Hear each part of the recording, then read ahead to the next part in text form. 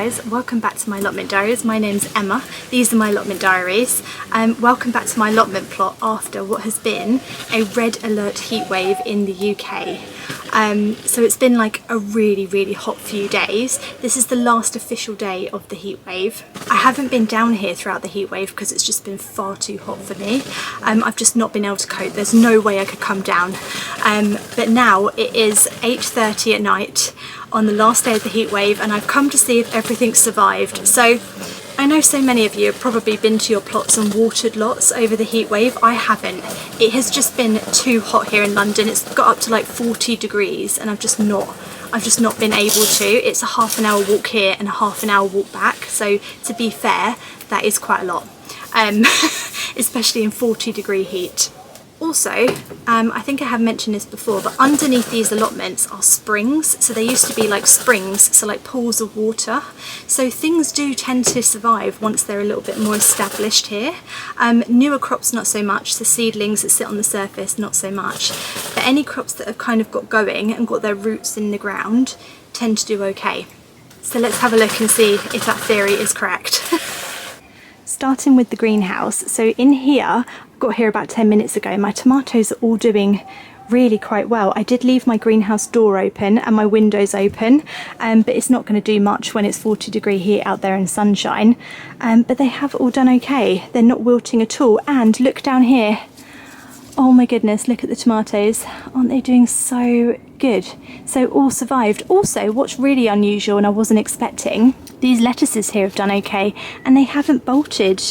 And normally plants, when they get really hot, they bolt, especially in a greenhouse when it's 40 degrees every day, but they haven't bolted. They've actually done okay. So I have given these a water already. Also, quite surprisingly, is all my seedlings in here have actually survived as well. Well, most of them have. So these are brassicas. I think some of these are kaleets, some are broccoli, and then some are sprouts. And they've all survived, even though I haven't been here to sort of keep watering. And my patty pans have survived as well, even though they're in pots. And I literally didn't water them at all over this heat wave. I've literally, like I said, not been here. So like so much has actually survived in the greenhouse, which is a good start, because this is obviously, if it's 40 out there, it's probably getting up to 50, 55 in here, though I have had the door open. Don't know if that makes much of a difference when it's a greenhouse, but hopefully it has. I did have a little visitor digging in here and I was worried about that. That's why I tend to shut the door, because we get foxes and cats here. Something has done a bit of a dig here, but they haven't really done any damage. And actually, luckily, my cucumber, which is here, my only surviving cucumber, is nowhere near where they've been digging. So I don't know what they were looking for, but they obviously found it and left very quickly. So right, let's have a little look outside of the greenhouse. As you can see, I have a visitor here today. This is my husband, who's very kindly driven me down here because it is still about 31 degrees. So I'm going to need some help getting home or I'm going to just sweat the whole way and probably pass out. Anyway, we're going to start with the archway because we did plant out the Jacoby littles.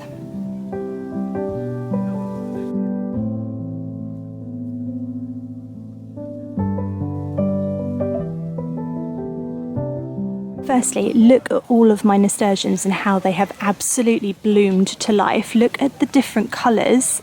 They're insane. It's almost like every single plant is a different colour and it just looks absolutely beautiful. I can't believe the amount of varieties here of different nasturtiums. I think these ones are probably my favourite. They're kind of like a pinky colour, which is quite unusual for a nasturtium. I actually think they're a smaller variety because they're not getting very big.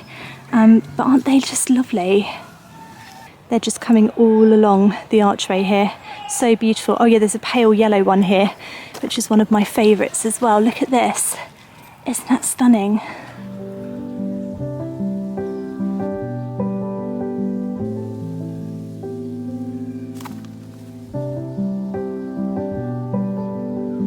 Of course, the big question is, did the Jacoby littles survive? Oh my goodness, they actually have. I can't believe it.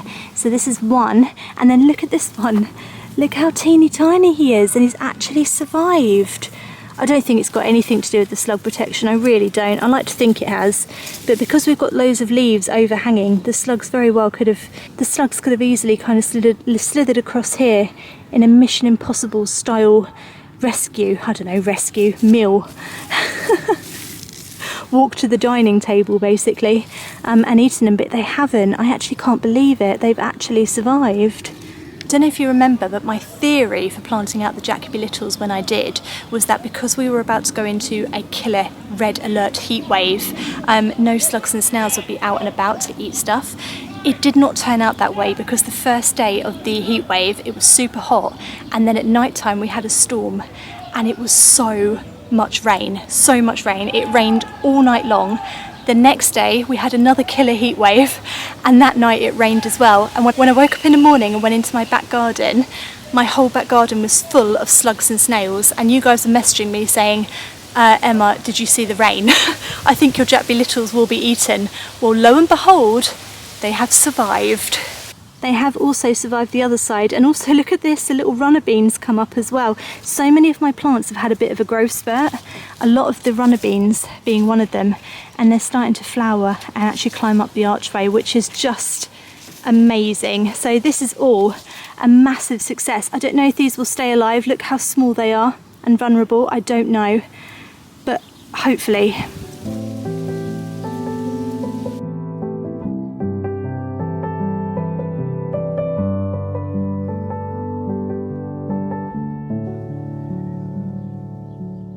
Could it be that my blueberries are coming back to life? They never seem to do very well here because they usually have such a fluctuation in temperature and watering, mainly because of me, because I don't water them regularly enough. But I tell you what, they're looking a little bit more healthy now we've had this random heat wave. I mean, the plant is looking more green. I'm not sure if any of this is going to come back because it looks like it's dried out basically. So I doubt we'll get blueberries, but you know what? I find it so difficult to keep blueberry plants alive. I'm just not very good at them. The sunflowers have all done very well though, and they're getting very big. These are all looking really, really happy. Hey, look at this little guy sitting on the top, having quite a nice little time in the wind there. This is a multi-headed sunflower. Can you see how there's loads and loads of little flower buds appearing on them? So we're going to get lots and lots of flowers on these sunflowers, which is fantastic. I like the multi-headed ones because they flower for longer and give you more of a flowering. And also these are the ones that when the top flower is finished, if you cut it off, it encourages the other buds to flower. The courgettes down here are doing remarkably well. They really are. I was really expecting these to be eaten straight away, but not only have they survived the slugs and snails, they've also survived the heat wave.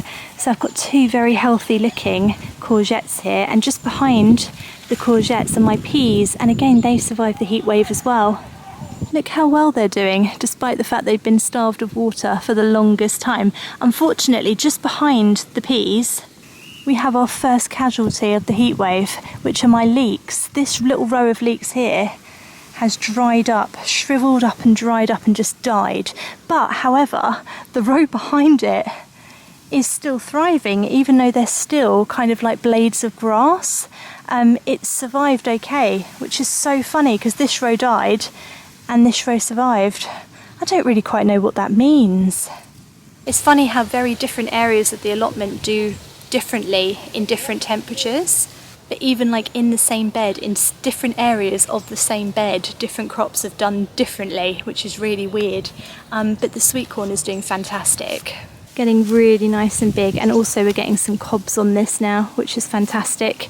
I don't think these grow very big anyway. I think they're swift. Are they swift that I planted? Because if they are, they don't get very big anyway. But they're looking good, and they're doing what sweet corn is supposed to do, which is to make these sort of tassels at the top, which pollinate the plant, and they're wind pollinated. I tend to shake them. I believe, and I might be wrong, that these have to fall down onto your cob, which is where the sort of furry bit is. There's this crazy hair. I think the flowers have to pollinate those tassels on your cobs, something like that. But anyway, if they don't get wind pollinated, you can just sort of give them a shake, and then you kind of self-pollinate them, human pollinate them, and then they tend to do quite well. But they need good pollination to give you a good sweet corn cob, basically. Anyway, main crop potatoes survived the heat wave, looking really good and happy, all looking fine. And then behind that we've actually got the sun. The sun is normally behind me when I film these vlogs, but obviously that must be west because it's setting right now. And these are my sweet peas, which are kind of turning into pods because I've not been here to pick them and it's been so hot. I'm not really surprised they've started to self-seed. This is exactly what I predicted would happen over the heat wave. So we've got a massive increase in all of these pods. It's going to be really difficult to bring these back to life. It might be that these start to end now and to finish. I might just have to pick a big bunch of them today and hope for the best. But they're still looking very beautiful. There's still a lot of flowers at the top, as you can see, but this is just inevitable, I think.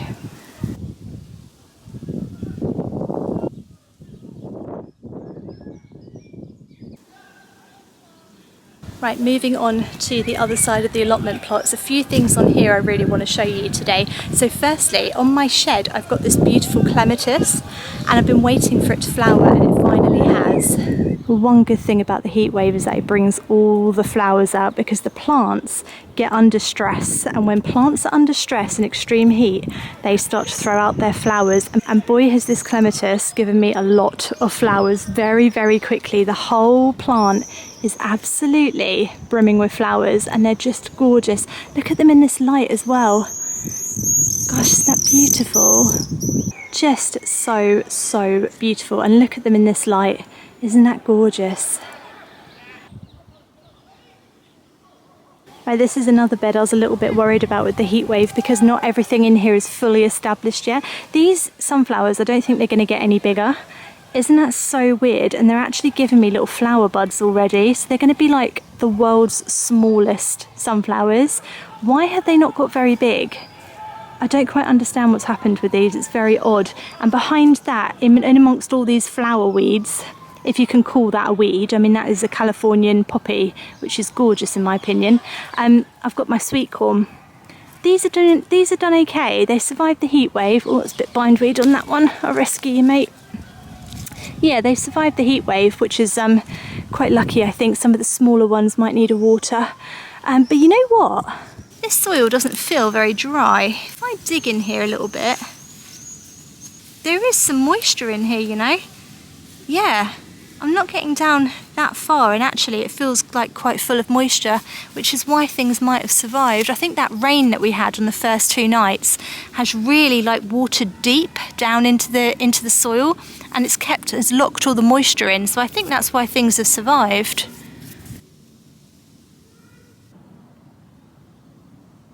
Sorry for all the noise in the background, by the way. It is, like I said, 8:30, 8:45 at night, so it's going to be a bit noisier at this time of night. But look at the lighting on the plot at this time of night. Isn't it gorgeous? Look how lovely the pond looks, all lit up like that.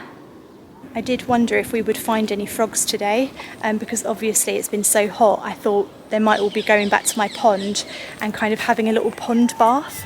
But no, the only creatures that I found in here tonight are flies. This is what I was slightly concerned about with my pond, it being a breeding ground for flies and gnats and things, and it does seem to have been the case. I think over this this heat wave they've all just hatched, and now I've just got, I don't know if you can see on the surface, just loads of flies hovering about. This is, I think, the problem with wildlife ponds and still water, is that it does become a breeding ground for gnats and flies, which is why I tried to put the fountain in. As you can see, the fountain keeps becoming sort of grown over and getting really messy, and it needs to be completely clear to work. I'm also not really convinced it's doing that much to help the situation in the pond, to be honest. So I'll give it a bit of a clean. I think it needs taking apart and cleaning properly, or it's not really going to work. I don't think it's doing that much in this pond, to be honest with you, other than becoming a giant kind of permanent lily pad for frogs to jump on, but then no frogs have jumped on it, so that's my idea gone. No sign of the frogs.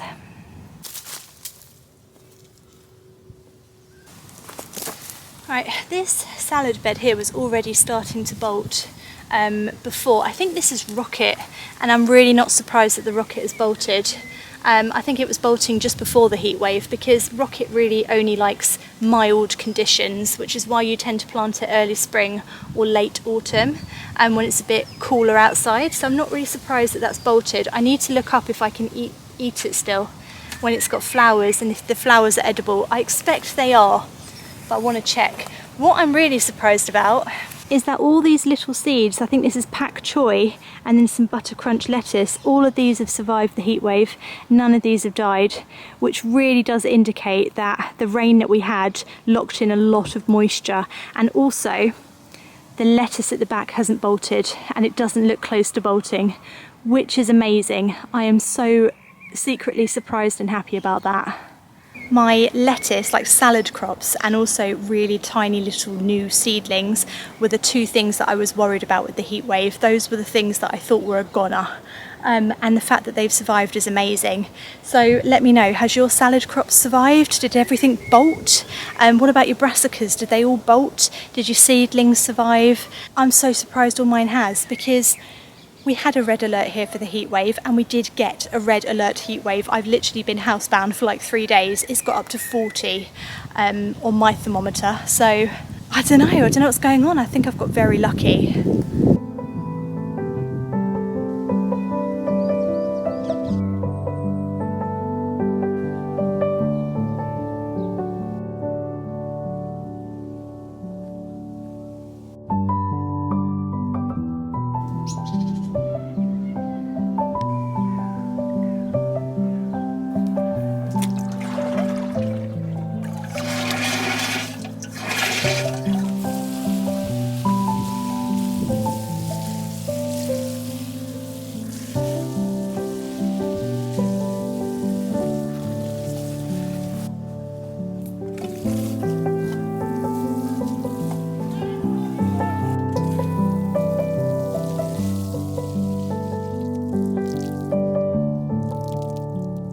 Right, I think I better pick some of these gorgeous sweet peas before they finally disappear on me. I don't think they're going to disappear imminently. I think I might just be being a bit dramatic, but they have reduced their amount of flowers, so I'm going to pick as many as I can.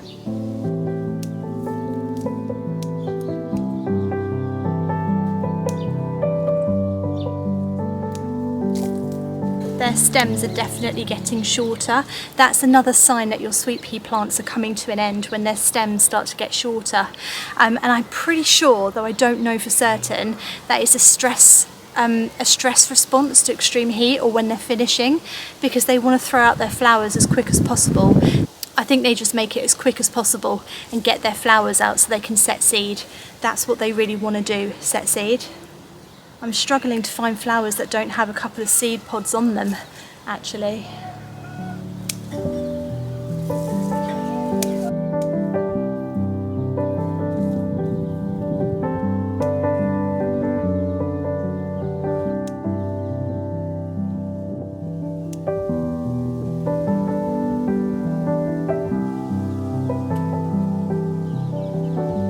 I might also pick a few of these cornflowers because they're looking so beautiful.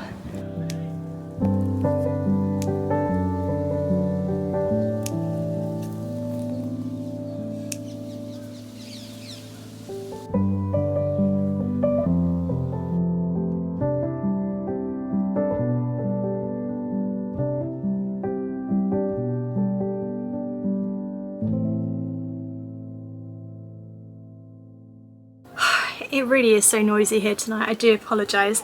I absolutely love sweet peas when they've got cornflowers in them too. I think it just makes the whole bunch look so much prettier. I've got these all around my house at the moment, and what's great about these is that when the sweet peas finish, because they always finish first and kind of wilt, the cornflowers keep going. So I've just got like little bunches of cornflowers around my house, which is so pretty. And they smell lovely while you've got the sweet peas in them. So these are all around my house at the moment, and I'm so happy about it. That's it for the vlog today. Just a shorter edition. I'm just showing you the aftermath of the heat wave, because I know so many of you were asking how my allotment plot did during the red heat alert. And it seems to have all survived. So I'm really glad that I didn't worry and panic and come down here in that intense heat and make myself ill, because I know I would have been ill. Luckily, my allotment plot survived. Let me know if yours did. And if it didn't, I'm so sorry. There are still things that you can sow and plant at this time of year, and also Because we're coming to the end of June now, it is time to start thinking about your autumn winter garden. So if maybe your summer garden suffered a bit, don't worry. There's a whole new garden coming in the autumn time, and June and July is the months to start thinking about sowing seeds and planting for that. So there's lots to come still. Try not to be too down about it. There's also next year. There's always next year, which I know doesn't help very much when you're really sad about your crops dying, but it is true. Right, I'm going to be back again on Wednesday with another, hopefully longer edition of the vlog. Hope you enjoyed this edition. I will see you again on Wednesday. Thank you for watching, guys. Bye.